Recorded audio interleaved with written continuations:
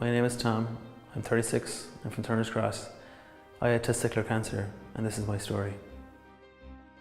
I was brought up here in Turner's Cross on the Cross Douglas Road. I went to St Anthony's Boys School up in Mallinlough for primary school, and I went to Coláiste Christie secondary school. I played here in Nemo, played hurling and football here.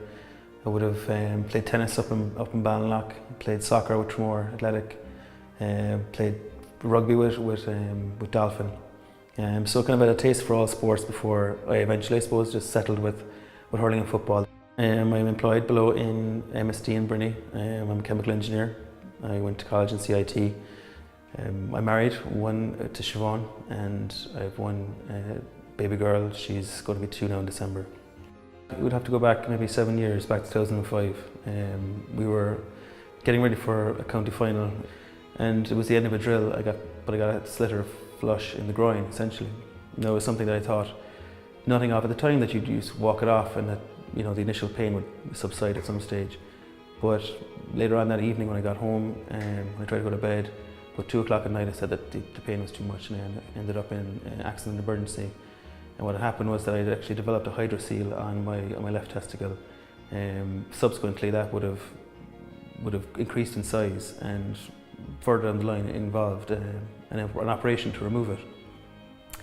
So I think ever since that kind of time, 2005, 2006, when I had that injury, I became very conscious of, I suppose, checking for any changes in the testicles between the left and the right. This year, just before Paddy's Day, I noticed a lump on my left testicle. It was something that I hadn't seen before. Now at the same time, because work was so busy, I couldn't quite remember when was the last time I'd checked. But needless to say that it needed to be checked out by professionals. When I went to the GP, when I had my ultrasound, I kept it to myself. Maybe that mightn't be good advice, but when I had the phone call for the appointment to go and see Paul Sweeney in the MUH, I would then obviously told my wife that this is the situation. And when I got in there on the Thursday, Mr. Sweeney had said straight off that it was something they didn't like the look of, that it was going to have to come off. When was I comfortable with an operation the following Monday? And I actually, not that I was shocked, but my first thought was that I was actually going on holidays on the Tuesday. And I said, look, I understand that it has to come off, but is there anything, I presume I'll have to cancel my holidays. And he excused himself. He said, just for 1 minute, went out, came back in. He said, when was the last time I ate? I said, just before I came in, maybe an hour or so ago. And he said, well, in that case, we'll do it this afternoon. So had the operation that afternoon, was out the following morning, and was on holidays with my parents-in-law and my family on the Tuesday for a week in Lanzarote. When I came back the following week, there was an appointment. Obviously the biopsy had been done, and they'd analysed what they'd removed, and they told me it was stage 1 seminoma. The recommendation was that there was going to be no further treatment, such as chemotherapy or radiation. When it did sink in that it was cancer, the thing was it had been cancer, it was over. There was no further treatment for me. If you are vigilant, if you know your body, if you're aware that the hazards that exist, and I suppose in particular for testicular cancer, you could avoid all that sort of post-operation treatment that you might require. Had it been caught at a later stage, and you might have had the risk of it spreading to the rest of your body might have been higher, and that you'd have had to had chemotherapy, that you'd have had to gone through radiation. I've avoided all that because of checking, and that's why checking is so important. Again, this message out to is the people who are kind of that entry-level age, the 15-year-olds, the 16, 17-year-olds, to make them aware that this is something that could happen to them. But if you're in the shower and you get a chance to check, just compare one against the other and just make sure there's no bumps or pain or whatever the case may be. From my point of view, there was no pain. The only symptom I had was a lump on the testicle. It was something that I hadn't seen before, and therefore I was concerned about it. And socially, anyone who has a lump on their testicle should be, I suppose, not so much concerned about, but they should check it out. They should get it checked out by a professional, by a GP. There was no embarrassment. There was something there that I needed to get checked. I was worried about it from the point of view that I wasn't there before.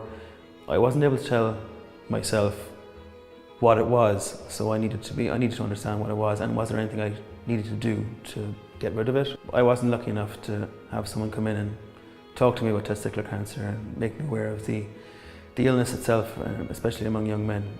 I ended up getting a slither in the groin. That's how I kept myself vigilant. For those out there who are young men, what you need to do is you need to take what I'm saying and make it relevant to you. Testicular cancer is prevalent among young men. When I was referred by my GP to the Mercy Hospital, and specifically to the Men's Health Clinic and the Rapid Access Clinic, I felt very safe in their hands. Once I stepped into Mr. Paul Sweeney's office on the Thursday morning, it was no more than 24 hours later than I was actually leaving Mercy Hospital. Staff in there have been very helpful, very knowledgeable on their subject, very convincing in terms of the treatment that's needed, both from a nursing staff and a consultant staff point of view. I always felt that my health was the priority and that my recovery was the priority. And they made the best decision based on me.